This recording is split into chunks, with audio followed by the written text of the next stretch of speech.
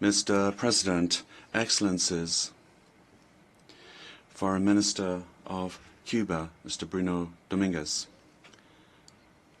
Today, I'm taking the floor to state that Mexico categorically condemns the economic, commercial, and financial embargo that has been imposed for more than 6 decades against Cuba, because it is contrary to international law and it is not in line with the values on which peaceful coexistence between the peoples of the Americas and the Caribbean is based.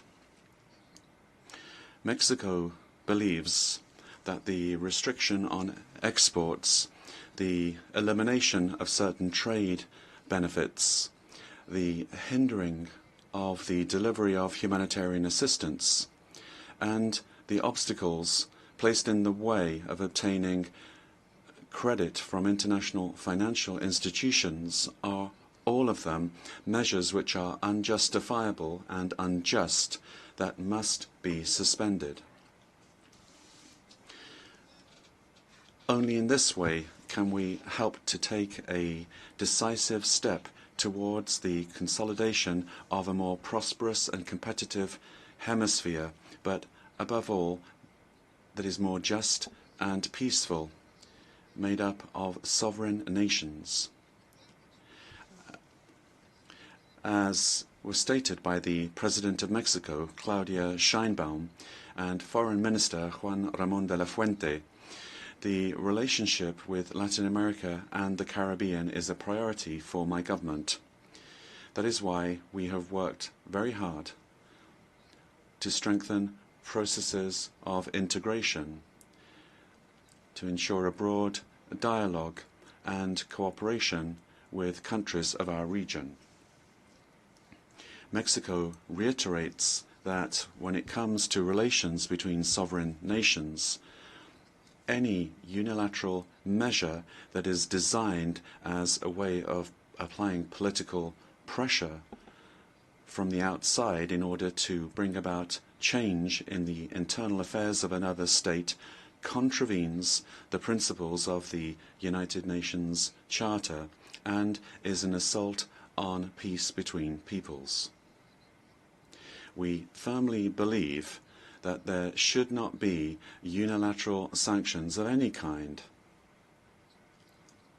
And once again, we express our firm support for Cuba, a country with which Mexico will continue to work in order to overcome the joint challenges that we face, and do this through cooperation, dialogue, and regional integration, as we proved in recent days by offering all of the help that we could to Cuba after the electric crisis, the grid crisis that turned out the lights on the island for several days. Latin America and the Caribbean is a diverse region, but with a spirit of unity that should be strengthened and not weakened by unilateral policies.